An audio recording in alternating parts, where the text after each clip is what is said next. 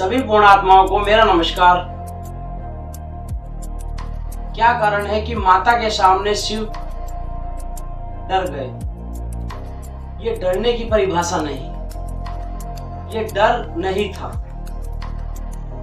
ये आपको एक संदेश था कि जब भी कोई व्यक्ति आपका अपना हो या पराया भी हो, अगर वो क्रोध की स्थिति में है, वो अपनी स्थिति से बाहर है, क्रोध के नियंत्रण नहीं हो पा रहा उस पे, कि वो क्रोध से बाहर आ पाए, उस पे नियंत्रण नहीं कर पा रहा है, तो एक संदेश है शिव जी के द्वारा कि आप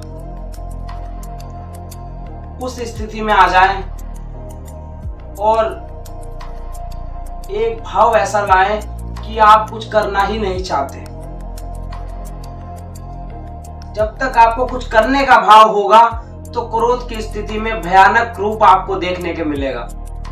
लेकिन शिव जी ने उसका जो उदाहरण आपको दिया है, उदाहरण से आप समझे कि घर में अगर कोई स्त्री है और वो आप पे क्रोध कर रही है, तो आप उस भाव से झुक जाइए कि आप कोई क्रोध ही ना करें। आप उसको ही सर्वसत्ता ताकत सौंप दीजिए और हाथ जोड़ के उस भाव से गिर जाइए। उसके बाद आप देखिए कि उनका क्रोध कितनी जल्दी शांत होगा। लेकिन हम में तो एक अहंकार उत्पन्न है, कैसे किसी की घरवाली उस पे क्रोध कर सकती है? क्योंकि स्त्री को तो हमेशा पुरुष को ऊपर रखा गया और स्त्री को नीचे रखा गया। इसीलिए आपके अंदर जो भाव आता है स्त्री के प्रति कि स्त्री हमेशा दबाव में रखनी चाहिए, तुम स्वयं दबाव में नहीं रहना चाहते तो कोई स्त्री दबाव में कैसे रहेगी? ये तुम्हारे कोरे और काल्पनिक विचार हैं, तुम्हारे साथ ही वो समाप्त हो जाएंगे। शिव जी डरे नहीं, शिव जी उस भाव से झुक गए जहां माता का क्रोध शांत हो गया। माता के आगे शिव जी लेट गए। जब उनकी छाती पे पैर रखा माता ने, तो उनको आभास हुआ कि कुछ तो गलत है। वो उस टाइम पे उस स्थिति में थी जहां क्रोध, बहुत ऊपर लेवल का क्रोध उनके अंदर था, जहां उन्हें कोई विचार और कोई समझ नहीं रही, सिर्फ यही रहा जो वो क्रोध में कर रही थी। तो शिव को भी कोई और उपाय नहीं सूझा। एक उपाय यही बचता था कि आप भाव से झुक जाएं।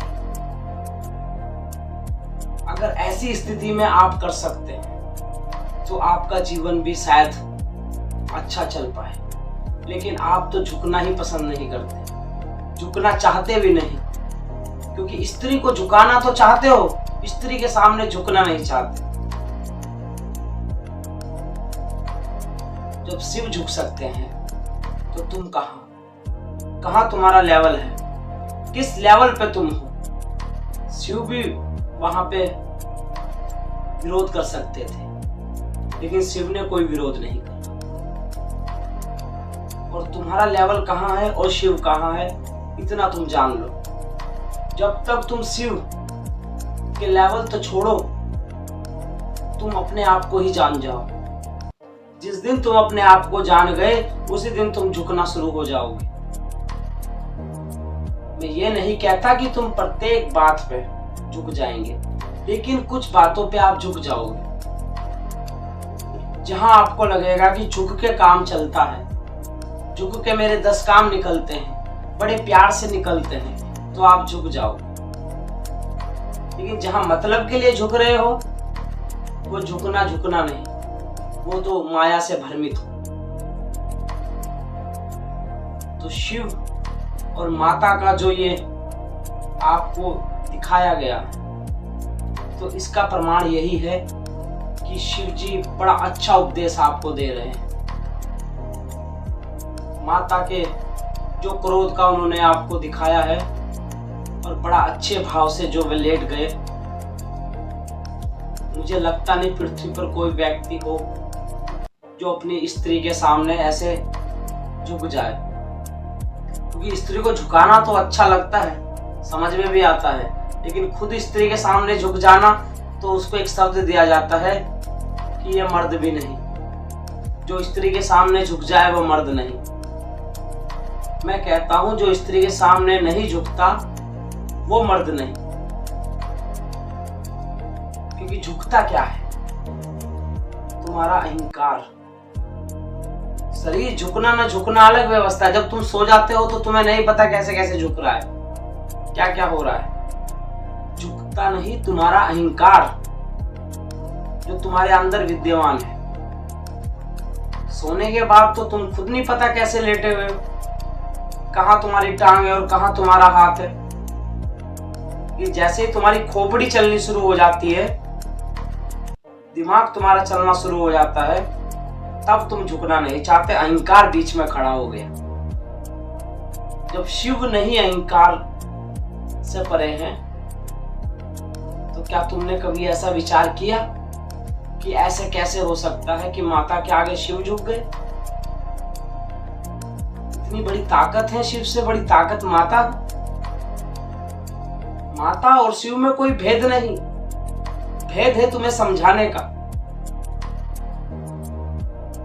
तुम्हें उपदेश देने का भेद है। जैसे कृष्ण उपदेश दे गए गीता में वैसे, जैसे बुद्ध तुम्हें उपदेश दे गए वैसे, जैसे महापुरुष तुम्हें उपदेश दे गए वैसे, लेकिन तुमने तो उन्हें किसी और तरीके से अपना लिया।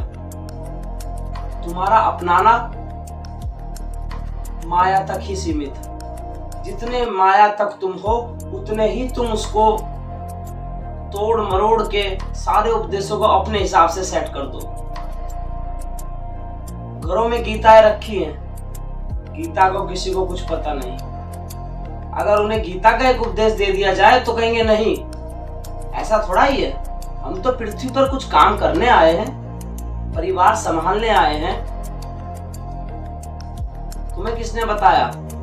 कहां गीता में कृष्ण कह रहे हैं? कृष्ण कर्म तो कह रहे हैं, लेकिन ये भी कह रहे हैं कि साक्षी को भी जान लो, जो तुम्हारे अंदर मौजूद है दृष्टा, उसको भी जान लो। उसे जानने में तो तुम्हें बड़ा डर लगता है, उसको तो तुम जानना नहीं चाहते।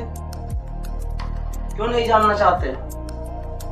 क्या कारण है कि आप नहीं जानना चाहते? डर लगता है? स्वयं के दर्शन अगर कर लोगे तो डर लगता है, स्वयं को जान जाओगे तो डर लगता है, कहीं बच्चा शरीर से बाहर निकल के स्वयं को ना जान जाए डर लगता है। तुम्हें क्या पता सोने के बाद वो कितनी बार निकलता है। लेकिन अगर ध्यान साधना में बैठे तो तुम्हें बड़ा डर लगता है। कोई ध्यान साधना बताए तो तुम्हें बड़ा डर लगता है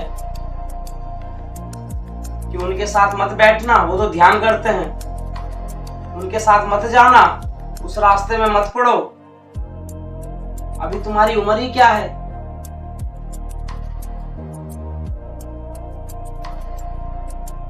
तुम कब तक ऐसे झूठे काल्पनिक विचारों के साथ जीते रहो?